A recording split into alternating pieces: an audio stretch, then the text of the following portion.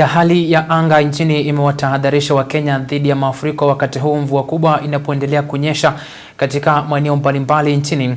Idara hiyo imeorodhesha hatari zinazoambatana na mvua kubwa, ikiwa ni pamoja na mafuriko ya ghafla, kuongezeka kwa maji katika mito, barabara kuwa telezi pamoja na mwonekano hafifu barabarani.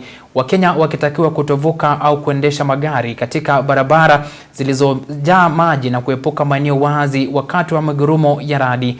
James Mwangi huyu hapa na taarifa kamili.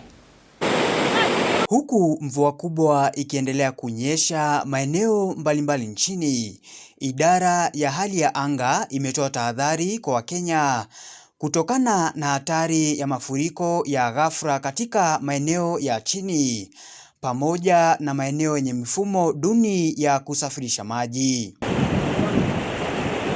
Kulingana na taarifa iliyotolewa na idara hiyo, mvua kubwa inatarajiwa kuendelea kunyesha katika kaunti za Nairobi, Kiambu, Kajiado na Machakos, wananchi wakitakiwa kuepukana na barabara zilizojaa maji pamoja na maeneo wazi wakati wa radi na ngurumo.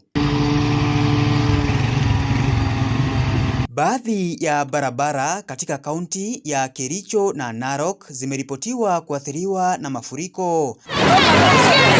Mamlaka ya barabara nchini Kenya ikilazimika kufunga sehemu ya barabara ya Mai Mahiu kuelekea Narok, huku ikiwashauri madereva kutumia njia mbadala. Daraja la Makor Kibara kuelekea Soit kwenda sehemu za huko factory ya miwa itengenezwe hiyo, ndio ili masaa wetu kwenda huko Soit. Familia wanaishi tu karibu na hapa, na ikiendelea kunyesha itabidi tuwatoe karibu na kwa mto. So tunaomba Mheshimiwa Rais aangalia hii daraja iwekwe juu kidogo.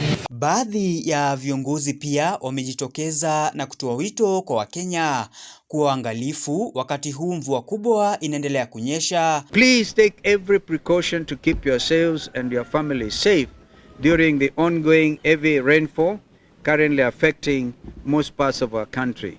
Nairobi, as we saw last night, was completely flooded.